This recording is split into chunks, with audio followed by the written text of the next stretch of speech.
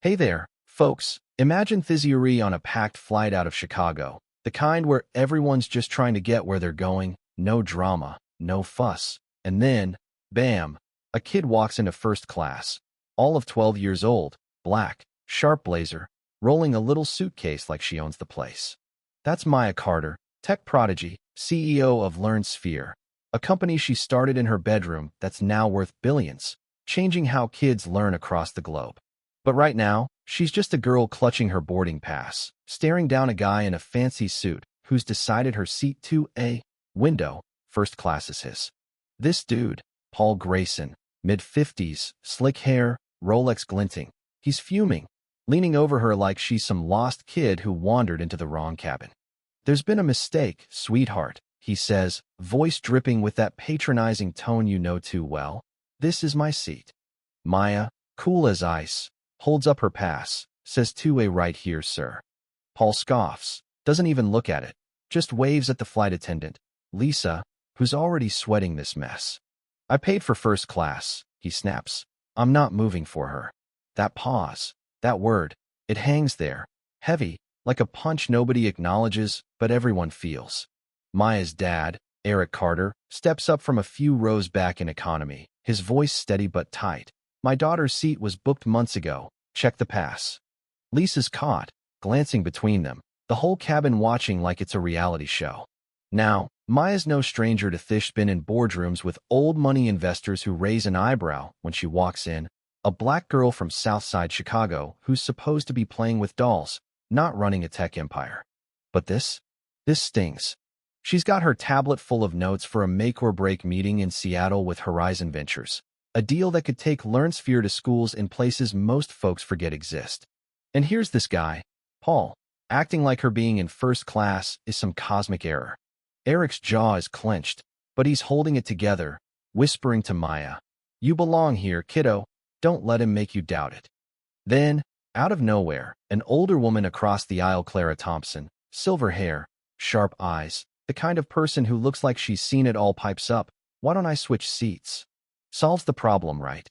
Her tone's polite, but there's a bite to it, like she's daring Paul to keep pushing.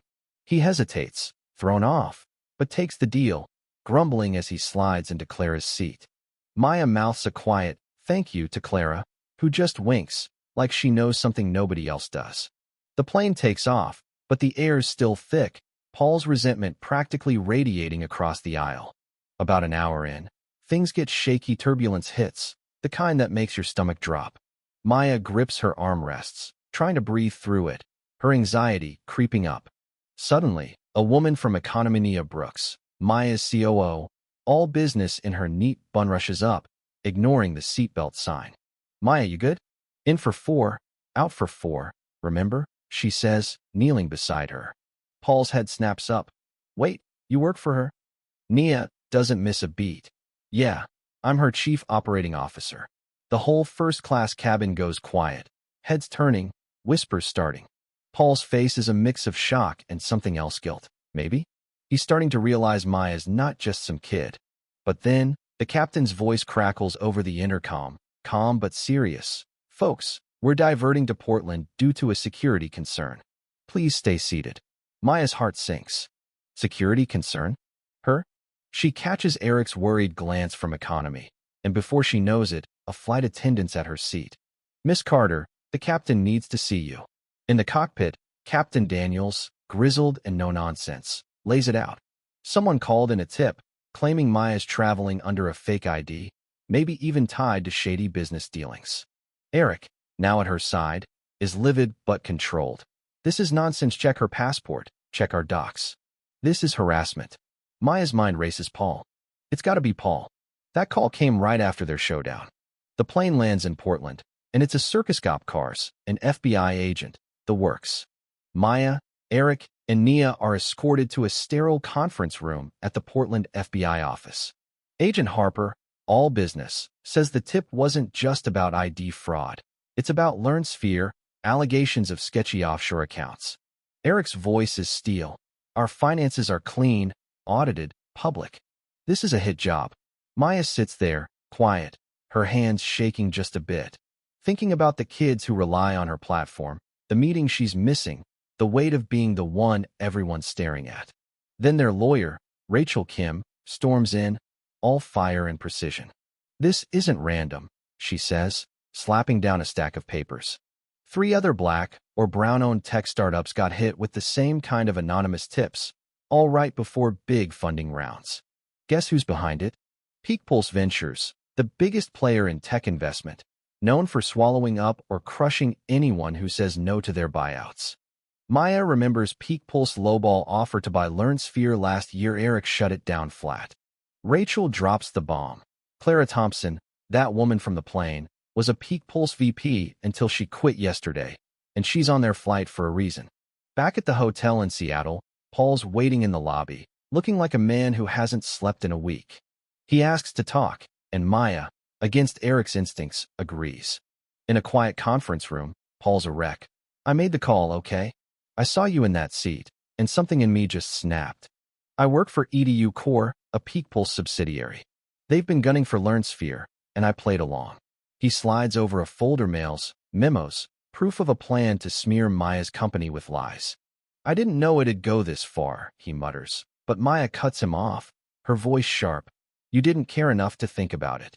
She's not letting him off easy, but she adds, "Tell your niece, the one using LearnSphere for her dyslexia, we're rolling out new features next month. She deserves better than your mistakes." The next day, Maya walks into Horizon Ventures' sleek boardroom. Clara, now a board member there, her presence a quiet nod of support. Maya nails the presentation, her voice steady as she pitches LearnSphere's plan to bring education to kids in forgotten corners of the world. The board's hooked, offering full funding and a public stand against Peak Pulse's dirty tricks.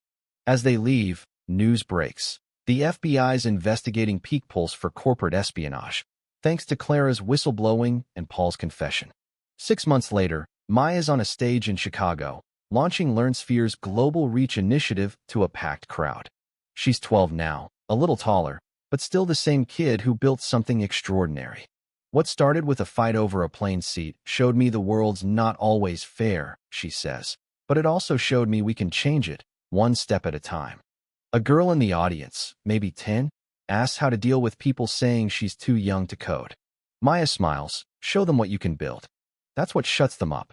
This whole thing started with one man's bias, one call, one moment, but it ended with a kid proving she's bigger than all of it.